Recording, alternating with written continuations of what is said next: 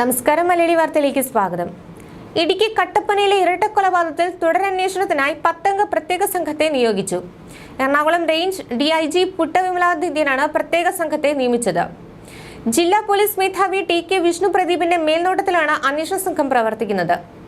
നവജാത ശിശുവിനെ കൊലപ്പെടുത്തിയ കട്ടപ്പന സാഗർ ജംഗ്ഷനിലെ വീടും വിജയനെ കൊലപ്പെടുത്തി കുഴിച്ചുമൂടിയ കാക്കാട്ടുകടയിലെ വീടും DIGയും സംഘവും ഇന്നലെ പരിശോധിച്ചു. കസ്റ്റഡിയിലുള്ള മുഖ്യപ്രതി നിതീഷിനും വിജയന്റെ ഭാര്യ സുമയെയും DIG ചോദ്യം ചെയ്തു. 2 ദിവസം നടത്തിയ തെരച്ചിലും നവജാത ശിശുവിന്റെ മൃതദേഹം കണ്ടെടുക്കാനായില്ല. ഇപ്പോൾ കുട്ടിയുടെ മൃതദേഹം കത്തിച്ചു കളഞ്ഞുവെന്ന മൊഴി ശരിയാണോ എന്ന് പരിശോധിക്കാൻ പോലീസ് ചോദ്യം ചെയ്യുകയാണ്. ചുരുങ്ങിയ സമയത്തിനുള്ളിൽ പരമാവധി തെളിവുകൾ കണ്ടെത്താനാണ് പോലീസിന്റെ ശ്രമം. തൊഴുത്തിൽ കുഴിച്ചിട്ട മൃതദേഹം സ്ഥലം വിട്ടതിനു ശേഷം പുറത്തെടുത്ത് കത്തിച്ചുവെന്നും അവശിഷ്ടം വിജയൻ പുഴയിൽ ഒഴുക്കിയെന്നുമാണ് നിതീഷിന്റെ പുതിയ മൊഴി. ഇത് സ്ഥിരീകരിക്കാനാണ് നിതീഷിന്റെ കൂട്ടാളി വിഷ്ണുവിനെയും അമ്മ സുമയെയും സഹോദരിയും ഒരുമിച്ചിരുത്തിയും അല്ലാതെയും ചോദ്യം ചെയ്തത്. വർഷങ്ങളോളം മുറിക്കുള്ളിൽ അടച്ചിട്ട് കഴിഞ്ഞാൽ സുമയുടെയും മകളുടെയും മാനസികാവസ്ഥ ഇപ്പോഴും ശരിയായിട്ടില്ല എന്നാണ് പോലീസ് പറയുന്നത്. കൗൺസിലിംഗ് ഉൾപ്പെടെ നടത്തിയ ശേഷമായിരുന്നു ചോദ്യം ചെയ്യൽ.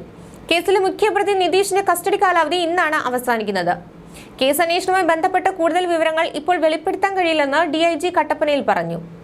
കക്കാട്ടുകടയിൽ വാടകയ്ക്ക് താമസിക്കുന്ന വിജയൻ എന്നയാളെയും ഇദ്ദേഹത്തിന്റെ മകളുടെ നവജാത ശിശുവിനെയും കൊലപ്പെടുത്തിയ കേസിലാണ് അന്വേഷണം.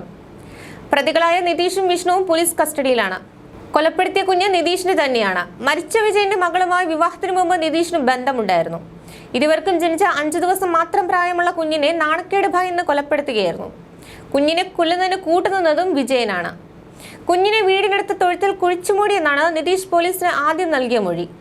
എന്നാൽ ഇയാൾ പിന്നീടുള്ള ചോദ്യം ചെയ്യലിൽ മൊഴി മാറ്റി പറയുകയായിരുന്നു. 2016 ഇവർ കുഞ്ഞിനെ കൊലപ്പെടുത്തിയത്.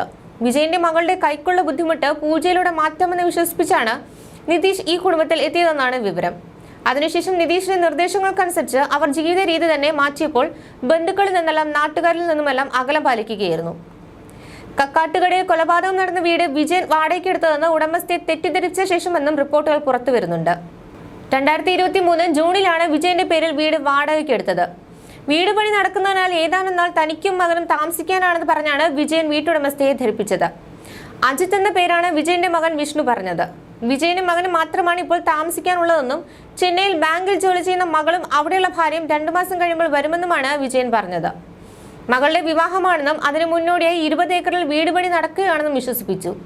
വല്ലപ്പോഴും വാടക വീട്ടിൽ വന്നു പോകുകയുള്ളൂവെന്നും പറഞ്ഞിരുന്നു. വീട്ടുടമസ്ഥയും സഹായം പലപ്പോഴും വിളവെടുപ്പിനും മറ്റുമായി മണിക്കൂറുകളോളം ഇവിടെ ചെലവഴിച്ചിട്ടുണ്ടെങ്കിലും വീട് അടച്ചിട്ട നിലയിലായിരുന്നു. വിജയനെ ഫോണിൽ വിളിച്ചാൽ വീട് പണിയുന്ന സ്ഥലത്താണെന്നായിരുന്നു മറുപടി. ചില ദിവസങ്ങളിൽ ഉച്ച മുതൽ വൈകിട്ട് വരെ വീടിന് സമീപം ചെലവഴിച്ചിട്ടും വീടിനുള്ളിൽ നിന്ന് ചെറിയ അനക്കം പോലും ഉണ്ടായിട്ടില്ലെന്ന് ഉടമസ്ഥ പറയുന്നു. വീടിന്റെ ജനലുകൾ മുഴുവൻ കർട്ടനിട്ട് മറച്ചിരുന്നത് ചെറിയ സംശയത്തിന് ഇടയാക്കിയിരുന്നു.